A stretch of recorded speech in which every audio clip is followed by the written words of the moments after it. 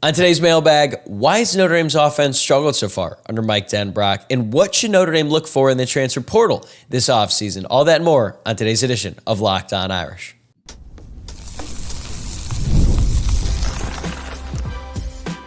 You are Locked On Irish, your daily podcast on the Notre Dame Fighting Irish, part of the Locked On Podcast Network, your team every day. What is up, and welcome into another edition of Locked On Irish, your daily Notre Dame podcast. I'm your host, Tyler Wojciak. I'm a Notre Dame alum and producer at Fox Sports, and I am pumped to have you here with me on this Friday, October 11th, so happy Friday to you, and thanks for starting your day right here by making this your first listen of the day. As always, you can listen to the show wherever you get your podcast, and you can watch the full thing on YouTube as well. Please remember to like the video and subscribe if you are watching along on YouTube, or rate, review, and subscribe to the podcast on your preferred podcast platform. And this episode is brought to you by FanDuel. Place your first $5 bet, and you'll get started with $200 in bonus bets guaranteed. Just visit FanDuel.com to get started. It's Friday, which means it is time for another mailbag. We've got another fun one in store for you today. Thanks to everyone who submitted your question. I'm actually pretty sure I'm going to be able to get to all of them today, so let's get right into it. Our first one comes from Connor Cross 17. Why did Mike Denbrock's offense work so well at LSU compared to Notre Dame? This is a good one to start with because it's actually pretty easy to answer. He had better players. It's really that simple. When Mike Denbrock was at LSU, he had the Heisman Trophy winner at quarterback in Jane Daniels, who not only won the Heisman Trophy, was one of the most electric college football quarterbacks we've seen in recent memory. There was a game against Florida last year where he almost passed for 300 and ran for 300 in the same game. 200 and 200 is pretty unheard of, although Vince Young did that in the national championship game when he was at Texas. 300 and 300, never been done before. He did fall short, but he was close. The fact that that was even on the table was crazy. And Jane Daniels had an unbelievable supporting cast. His wide receivers, Malik Neighbors, Brian Thomas Jr., 2 first-round draft picks, 2 great receivers in the NFL already. And Jane Daniels, who I just mentioned, he's been killing it with the Washington Commanders. He looks better than all of the other rookie quarterbacks right now who were drafted in the first round. So you've got an elite quarterback, elite wide receivers, and then you add in the fact that he has a couple future first-rounders at tackle, and that's a pretty good recipe for success on offense. However, it is worth pointing out that they made a very significant jump from year 1 to year 2 under Mike Denbrock. They were good in his first year at LSU, but they were not as elite as they were last season. So in 2022, Mike Denbrock's first season as the offensive coordinator at LSU, that team finished 24th in points per game. They scored 34.5 a game, and they were 32nd in yards per play that year. In 2023, last season, they were first in points per game and first in yards per play. And a big reason why is because Jane Daniels improved so much as a passer. He was always a great runner. He was a great runner when he was at Arizona State, but he was never really that good as a passer. So when you look at his stats in 2022 compared to 2023, it is staggering. So in 22, he had a 68% completion percentage. He threw for 17 touchdowns and 3 interceptions. So those numbers aren't that bad. Like, those are good splits. But here's a key number here. He threw for 7.5 yards per attempt. What that tells you, he was throwing a lot of short passes. He was not really very aggressive. He wasn't forcing it into tight windows. And third and long, you couldn't really trust him to make a throw deep down the field in a tight spot. However, in 2023, the numbers, his passing numbers are crazy. His rushing numbers are awesome as well. But listen to the difference here. He threw for 72.2 completion percentage, which is about 4% better, 40 touchdowns, and 4 interceptions. So he threw for 23 more touchdown passes and just 1 more interception in 2023 compared to 2022. And he threw for 11.7 yards per attempt. So he was throwing the ball downfield a lot. He was completing more passes. He was completing more touchdowns, and he only threw 1 more interception. And yes, obviously having Malik Neighbors and Brian Thomas Jr. to throw to helps out a lot, but those guys were there the year before. So I think that's a big reason why the offense looked so good last year. It's because Jane Daniels improved so much as a quarterback. And unfortunately for Notre Dame, Riley Leonard only has 1 year with this team, so it's not like he's going to get infinitely better for the Notre Dame offense next season. He's not going to be with the team.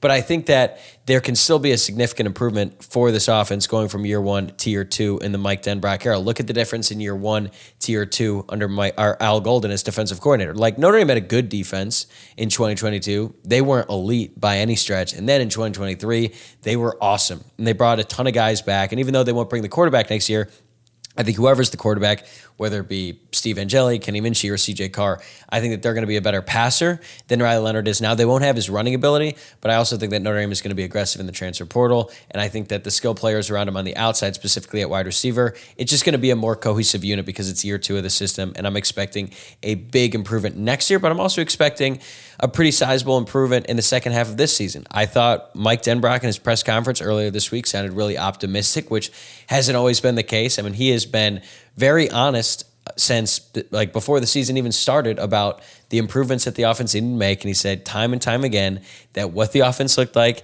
in week 1 was not going to be what it looked like at the end of the year. And he was very open about the fact that they were going to need to improve a lot as the season goes along. And so far, that's certainly been true. But I do think that they have improved from that first game. I mean, they obviously struggled mightily against NIU in Miami, Ohio, and that NIU loss was inexplicable, and a big reason why they lost it is because of the offense. But I have seen improvement on that side of the ball, and I think that coming off this bye week, there is going to be some improvement after all the self-scouting that they did. They figured out some tendencies. They obviously need to get better on first downs. Mike Denbrock made a big point about that because if they're better on first down, then they're going to be in more advantageous situations on third down, more likely to convert, keep drives alive. That's going to lead to more touchdowns. So I'm pretty optimistic about this offense coming out of the bye. We'll see. Maybe I'm wrong, but I feel even more optimistic about what they could be in year 2 under Mike Denbrock. All right, next question. Tim Loftus, 1034.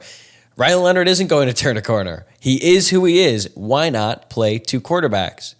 Well, based on what I just said, I think it's pretty clear that I disagree with our guy Tim here. I do think that he's going to get better as a passer. He's not going to be Jane Daniels last year good. I don't see that happening. I don't think he's going to be a pro quarterback, but there are areas in which he can improve. We saw a little bit of that in the Louisville game where he's rolling out more, throwing on the run, using his athleticism, making plays in space like it is possible, and then he hit that deep route to Jane Greathouse. I think that as he has continued to build trust with his wide receivers, he is going to be a more willing downfield passer. And look, like he missed all of spring practice, he missed a ton of the summer, so he doesn't really have that cohesion with that unit, and I'm hopeful that by this point in time, it will have improved significantly. And can't forget, Mitchell Evans, Notre Dame's best receiving threat, the starting tight end, has not been healthy all year long. I think he's going to be more healthy coming out of this bye week, and that is going to set up everyone else on this offense. It's going to help the running game, too, when the defense has to take into account Mitchell Evans in the middle of the field. So that is going to be a very important key to this offense going forward. But let's go back to the why not play 2 quarterback questions. Well, it's because they rarely work, and it's not good for either quarterback. Steve Sarkisian, the head coach of Texas, actually talked about a 2 quarterback system this week because Quinn Ewers is going to come back. He's going to start for Texas in their rivalry game against Oklahoma, and people were asking, like, why not play Arch Manning and Quinn Ewers? Now, obviously, it's a different situation because their skill sets are pretty similar. Arch is just younger than Quinn, and he looked really good when Quinn was out, whereas in Notre Dame's situation, you obviously have a run-first quarterback in Riley Leonard compared to a pass-first quarterback in Steve Angeli. But when Steve was asked about this 2 quarterback system, he made a good point. Quote, when I was a starter, I never wanted the backup coming in the game, even for a play. So I've got respect for a guy that's a starting quarterback and the rhythm that is needed to play with. So no, that's not something I've ever entertained, end quote. I think there's a lot of truth to what Steve is saying here. If you have a quarterback who literally can't throw, like Michigan, for example, with Alex Orji, that's different because then you're just basically playing wildcat. But Riley Leonard can throw. And this coaching staff believes in his throwing ability. And he is so good as a runner. It has been so crucial to the Notre Dame offense so far this season. Like, he is Notre Dame's leading rusher after 5 games. I would make the case that that's not sustainable or else he's going to get hurt. But you can't just take that off the field that often. And if you do bring in Steve Angeli, you're basically telling the defense what you're going to do. Because when Riley Leonard's on the field, the defense is going to be like, oh, they're running the ball. And then when Steve Angeli is out there, they're going to be like, okay, stop the pass. And that's not, like, Steve Angeli is not a good enough passer to be cutting up defenses like that. And then the defensive line is going to pin their ears back and they're going to rush Steve Angeli. And as we saw against Purdue, he's not really that great at avoiding pressure. So I just don't think that it helps either one, because when they come in, they're going to be tense. They're going to be trying to avoid making a mistake, and they're probably not going to maximize their capabilities. So I think it's better to just stick with one guy and roll with him. And once again, I will make the caveat that in the second half against Northern Illinois, Notre Dame absolutely should have put in Steve Angeli. So there are times when bringing in the backup is necessary, but I don't think it's a good idea to go into the game working with two guys, because then the other guy is always going to be looking around his shoulder. Notre Dame tried it in 2016 with Malik Zaire and Deshaun Kaiser, fractured the locker room, ruined that season. It actually did kind of work in 2012 with Everett Golson and Tommy Rees, but that was a very unique situation in that Everett Golson was a young quarterback. He was a redshirt freshman. Tommy Rees had been playing for a long time, whereas Riley Leonard is the older player compared to Steve Angeli. He has a lot more experience. So it's like Tommy Rees was coming in to save the day when they were developing Everett Golson as a quarterback, because he was supposed to be the future of the program. That's not really the case with Riley. Like, he's here for 1 year, and they paid him a lot of money. And even though I don't think that should factor into the equation about whether or not he should play or not, I do think that the circumstances are just, it's not really appropriate to run a two-quarterback system in this case. So I don't think that's a good idea. That's a big reason why Notre Dame hasn't done it either. And I think that just sticking with one guy, believing in him. Look, if Riley Leonard plummets, if he gets worse and they got to make a move, go ahead. And then once you put in Steve Angeli, just roll with him. If that happens, don't try to bring in Riley and make the situation more complicated. Pick your quarterback, roll with him until you can't, and I think that puts you in a much better position to have success. All right, coming up next, it's October, but in this day and age, it is never too early to talk about the transfer portal. That's next on Locked On Irish. Today's episode is brought to you by FanDuel. Hey, NFL fans, you can start the season with a big return on America's #1 sportsbook. So when you get a hunch in the middle of the game, you can check out the latest stats, view live play-by-play, and so much more on the same page where you place your bets. And you'll get started with $200 in bonus bets guaranteed when you place your first $5 bet. Folks, I hope you rode with me on my pick. I've been giving it out all week. 49ers -3.5 on the road against the Seattle Seahawks on Thursday Night Football. And folks, that's just another winner in the book. We've been giving out winners all week, all month, really all season long on this show. So we're going to just keep that momentum going. We're going to look ahead to this NFL Sunday. I'm giving out the Commanders +6.5 on the road against the Ravens. I just spent the open talking about how good Jayden Daniels was in college at LSU and now with the Washington Commanders. So now I'm not going to stray away from that. No, I also just watched the Commanders dominate my Cleveland Browns. And yeah, the Browns are an absolute nightmare. They're a dumpster fire. They're the worst team in the NFL. Deshaun Watson should have been traded years ago. The problem is nobody wants him. The Browns are stuck. Anyway, Browns ran over. Back to Commanders-Ravens. The Commanders absolutely dominated them. I don't think they're going to win against the Ravens, but I do think they cover. +6.5 is a lot of points. And for more, just visit FanDuel.com today.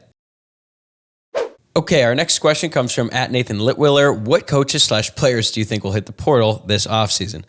Okay, well, coaches can't really enter the transfer portal, but coaches could certainly leave. And I get asked these types of questions a lot, and I'm always careful with how I answer them because I never want to say like, oh, this person is definitely going to go, because I don't know that. That's entirely just speculation, and I haven't heard anything about anyone specifically leaving. And even if I did, I wouldn't share that because that's on the player or that's on the coach to make their announcement whenever they do. So I guess I'm going to just, for today's sake, I'm going to give you some names that it wouldn't shock me if they left, right? Because people are going to leave. There are going to be players on this team. There's probably going to be some important players that Notre Dame fans don't want to leave that are going to enter the transfer portal. They're going to be members on this coaching staff, or maybe one member, like last season when Chris O'Leary left to join the Chargers. It's just going to happen where a coach is going to leave. That is just attrition. That is just college football. That is just how this stuff works. So for the coaches, here's a couple guys who, if they left, I wouldn't be stunned. First off, Dylan McCullough. He wants to be a head coach. He's been pretty open about that, and he's been with Notre Dame for 3 years now. That's a really long time for assistant coaches, and I think that he's a really good coach. He's probably going to get offered a lot of great opportunities this season. I wouldn't be surprised if he took one. He could get an offensive coordinator job somewhere. Happened with Lance Taylor a couple years ago. He was the running backs coach, became the offensive coordinator for Louisville. Now he's a head coach at Western Michigan. Mike Mickens. He's going to be offered some defensive coordinator jobs this offseason because what he has done at Notre Dame has been nothing short of remarkable. He has managed to turn Notre Dame's secondary Think about that. Notre Dame's defensive back unit is now arguably the biggest strength on the entire team. That has certainly not been the case at any time when I've been alive. And I think that there are other teams and programs from around the country that are going to take notice of that. They're going to offer him a really good job. Hopefully Notre Dame can keep him around, but it's hard, man, because he's a defensive backs coach, and if he's getting offered a defensive coordinator job with a good program, like, it's just a better opportunity for him, because I don't think Al Golden is going to leave. He just signed a 4-year extension with Notre Dame, and maybe there's the opportunity for Al Golden to leave and go to the NFL if some NFL team offers a defensive coordinator job, or maybe there's a school up in the East Coast who offers him a head coaching job. But I think it would have to be a very specific school or very specific NFL team. I'm sure that Al Golden has a short list in his mind of jobs that he could potentially leave Notre Dame for. But again, I think that's a very short list. So if Al Golden sticks around, that kind of prevents upward mobility for Mike Mickens. So it wouldn't shock me if he left. I hope they all stay, because I think they're all great coaches. But again, these are just a few guys who are great coaches, and other people are going to agree with me. They're probably going to offer them jobs. Maybe they take it. Maybe they don't. As for the players, again, I don't want to say like, oh, this guy's definitely out the door or anything like that. But my guess is that one of the quarterbacks is probably going to transfer, like Kenny Minchey or Steve Angeli, one of them, because Notre Dame is not going to have Steve Angeli, Kenny Minchey, and CJ Carr next year. I just really think that's unlikely. The fact that they have 4 this year was pretty unlikely, but so there you go. Maybe I could be wrong about that. Running backs, probably going to lose one. I mean, honestly, Jadarian Price, if he were to leave, it wouldn't shock me. It would definitely be a big blow to Notre Dame. And the only reason I think that is because I think so highly of Jadarian Price, and I just think that he looks at Jeremiah Love, and Jeremiah Love is just a better running back for Notre Dame than Jadarian Price right now. So maybe Jadarian Price wants to get more carries. If he left, it wouldn't shock me. Again, these kind of things happen. Maybe it's Jabron Payne coming off his torn ACL. He realizes that it's kind of a clogged room now, especially with Aeneas Williams emerging. Keidron Young has a lot of potential as well. Wide receivers, just look at the guys who are buried on the depth chart. KK Smith, Deion Colsey, wouldn't shock me if they left. Maybe Jane Thomas in his last year of eligibility wants to go to a school where he's wide receiver 1, because he's kind of been buried on the depth chart at Notre Dame with the additions of Bo Collins, Chris Mitchell, the emergence of Jordan Faison, Jane Greathouse, stuff like that. So, again, these are just a few names. On defense, Jalen Sneed seems pretty upset with the way things are, especially considering his playing time has been limited. After the Louisville game, there was all that talk about how he left early before the alma mater, was very upset leaving the field. So, I mean, those are red flags when it comes to a potential transfer. Wouldn't shock me if he left. And then, again, more guys who are buried on the depth chart, guys like Brennan Vernon, Devin Houston. There's not really a role for them right now, and you would think that with all the injuries Notre Dame has had on the defensive line, maybe that could open up opportunities for these guys. Has not really happened, so maybe they leave. They need a fresh start somewhere else. But that's just the reality of college football these days. Sometimes it's good attrition. Sometimes it's good when guys at the very bottom of the scholarship roster end up leaving to go somewhere else, because then you could hopefully bring in better players. But Notre Dame is also going to lose a couple guys who they don't want to lose. Like I mentioned Jadarian Price earlier. I would hate for that to happen. But again, these guys want to maximize their college experience, and it's tough when you're not the starter. So on one hand, I get it. On the other, I also understand why it's so frustrating for fans and coaches and all that stuff. But it's the nature of the sport these days. All right, next one. Tyler Ward, 2043. Which one of the military academies are you most worried about? They're both scary. I mean, both of their offenses have been really good, but I've been on record here saying that I'm really scared about Navy. Although Jamie Uyama from Irish Sports Daily pointed out that Navy and Army are first and fourth in points per drive. However, they have both played some of the worst defenses in college football because the American Athletic Conference is just so bad. So those numbers are a little bit skewed. And I know that some people probably are like, what are you talking about? How is Notre Dame going to lose to Navy when you think back to what Notre Dame did to Navy in Dublin at the start of last season? I mean, they dominated them in all 3 phases of the game, and that was just a blowout. But Navy is significantly improved. They're in year 2 under their head coach. They can actually pass the ball, which I think is just a totally new dynamic for this Navy offense, something that Notre Dame has not really had to deal with much in the past. But I also think that the circumstances play a big part in this, because when Notre Dame plays Navy, it'll be the week after they play Georgia Tech on the road. If Notre Dame were to win that game after beating Stanford, then they kind of be rolling, right? They'd be 6-1. They don't really handle success well. And then they would play Navy at noon in MetLife Stadium. Like, that just looks like a sleeper, right? I'm not looking forward to it. I hate when Notre Dame plays noon games. At least with Army, they're going to be playing at Yankee Stadium at night, the Shamrock Series uniforms. Like, there's going to be some juice to that game. Army and Navy, they're going to bring it regardless. It's just a question of, is Notre Dame going to bring it? And I feel like they are more likely to bring it against Army as opposed to Navy. So Navy really scares me. But as I said with Luke earlier this week, if Notre Dame beats one or both of them, as soon as it happens, nobody is going to care about those wins. Like right now, yeah, Navy, Army, cute story. They're undefeated, all that stuff. If Notre Dame beats them by like 2 or 3 touchdowns, no one will care. No one will count that as a good win, even though they're both undefeated at this point in time. So that's part of the reason why I get so frustrated when Notre Dame plays against the service academies. I'm not going to do my whole rant right now. I can respect the troops. I can appreciate everything that Navy did for Notre Dame and Army and the history there and all that. Well, I can also be aware of the fact that neither one of those games helped Notre Dame in their schedule or anything in the modern era. Don't get in the comments and yell at me. I already know we can agree to disagree on that. Next one, CS Janice. What Twitter bet would you make if Stanford beats Notre Dame? A nod to the FSU fan who said he would eat poop. That's right. That actually happened. If you are not chronically online, first of all, good for you because you're better than I am. At the beginning of the year, when Florida State lost their season opener, there was a fan on Twitter, a big FSU fan, who tweeted at someone and said that if they had lost to, I don't think it was Boston College, or maybe it was Boston College. No, it wasn't Georgia Tech. It was Boston College week 2. He said, if Florida State loses to Boston College, I will eat poop. That started to circulate all over Twitter and Instagram and all the social media when Florida State was losing that game. And then sure enough, they lost. And guess what? He did not eat poop. He came back to the internet to tell everyone that he wasn't going to do that. And if you're listening to this and you're like, what the hell is he talking about? I'm sorry. This is a real thing that happened. So I'm just providing the context. So as for the question from CS Janice, what would I do? What would I bet on the Stanford game? Nothing crazy, because Notre Dame could absolutely lose this game. So I'm not going to go that far.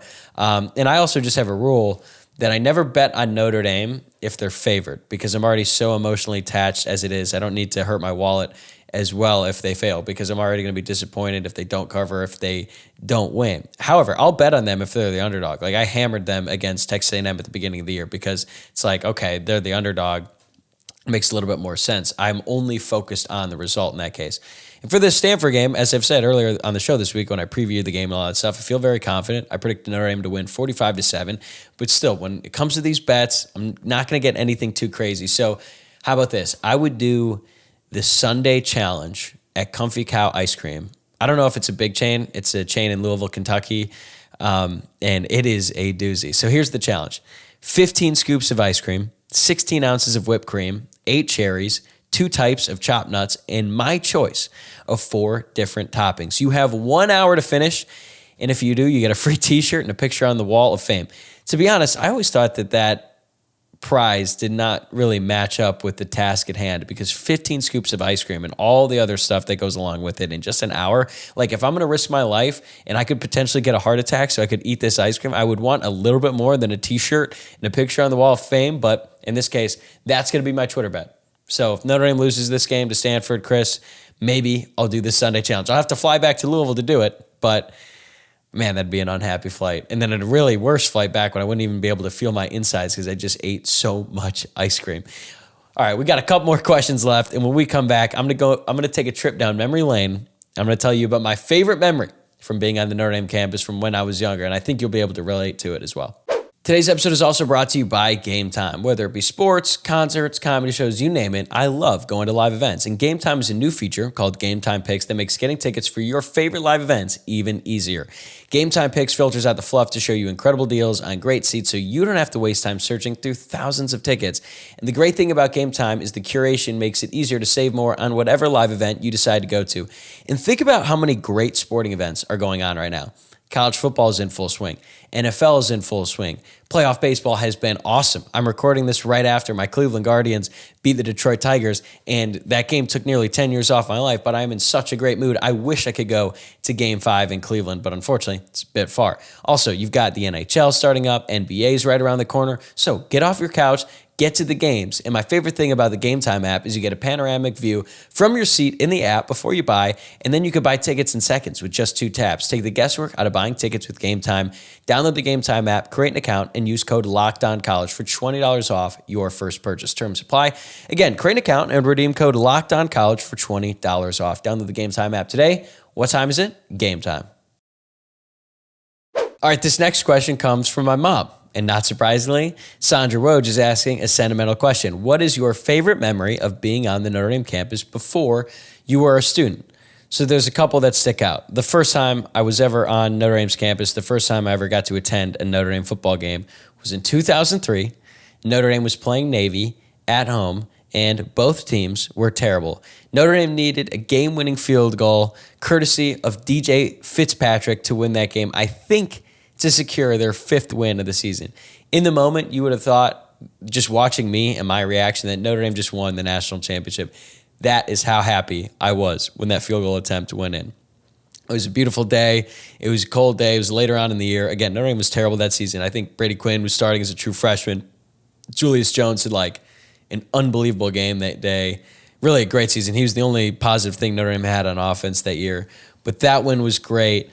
Another great win, 2005, so just a couple years later. I was probably 9 years old. Notre Dame beat Tennessee at home. I was there. Tom Zbikowski is one of my favorite players. I think I was wearing his jersey, actually, for that game. Had a punt return for a touchdown, an interception return for a touchdown. He almost returned another one for a touchdown, so that was an awesome game. I think we sat right behind Darius Walker's parents for that one, too, and I had a sign that was the 4 horsemen, and it was Brady Quinn, Jeff Samardzija, Darius Walker, and Tom Zbikowski, and I showed it to Darius Walker's parents, and I think I took a picture. I don't know where that is, but that was a good one. And then another one, 2006, Notre Dame UCLA. I went, it was just me and my dad, and I didn't even know we were going until the Friday night before. And when I was a kid, I only got to go to one Notre Dame game a year, whether I was living in Ohio at the time or when I was living in Louisville. It was really one Saturday a year where I could go because we weren't all that close and it was expensive. So that was my one game that year. Found out it was spontaneous. I was so jacked up. We go, and that game was terrible. And Notre Dame, still BCS hopes were alive in that one. They only had that one loss to Michigan earlier on in the year. And it was a terrible game. And then you got the Jeff Samardzija comeback, the game-winning touchdown, all of that. I remember my dad had to lift me up because everyone stood up in front of me and I was a little kid, so I couldn't really see, so I could see Samardzija going in the end zone. That was such a fun game. And I'm going to name drop here, so I apologize. But I actually got to talk to Brady Quinn about that game because I work at Fox, he works at Fox, and we were together at Big Ten, it was Pac-12 Media Days last year before the Pac-12 died, and we had some downtime, and we're just kind of catching up, and we're talking about it. I was like, I was actually at that game against UCLA, and he's like, dude, I apologize. He was apologizing to me because of how bad that game looked and felt for Notre Dame, and he was saying how he was so mad on the sideline just by how that game went that he had to calm himself down before that last drive because he was so pissed. Not because he was nervous, but because he was annoyed that he was even in that position. He's like, he was so confident that they were going to go right down the field and score.